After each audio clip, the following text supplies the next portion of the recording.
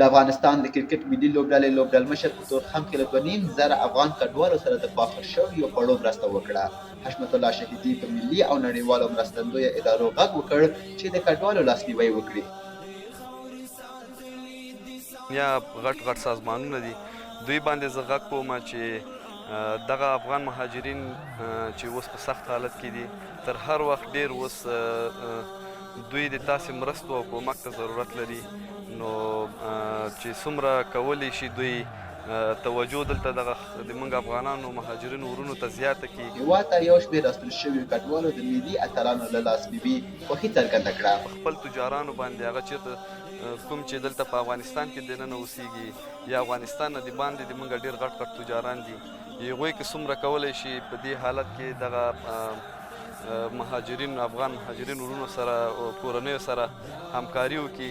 زیات خوشحال یو د خپل ملي لوبغاړو د لوبو نه پوه شو چې کوم موږ سره مرستې کوي. موږ ډېر خوشحاله یو حشمت الله شهیدي راغلی دی موږ د ملي کپتان، او موږ غواړو چې نور داسې لوبغاړي هم راسي دلته مرستې وکړي. له کرکټ سره د یو راستنېدونکي افغان مینه وایي غواړي په راتلونکي کې د ملي اتلانو په څېر وځلېږي. زما دا خواهش دی چې لکه انشاءالله تعالی چې لکه موږ په خپل په افغانستان کې د اکاډمۍ کې داخل شو، د افغانستان خپلې ملي لوبډلې بیټسمین یا بالر راښم. انشاءالله زه خپل نمبر در کوم تا ته، ما نمبر به واخلې چې ته هر چېرته وي، تا د کرکټ وسایل د تا مصرف هر څومره چې په کرکټ کې راځي هغه زه خپل غاړې اخلم.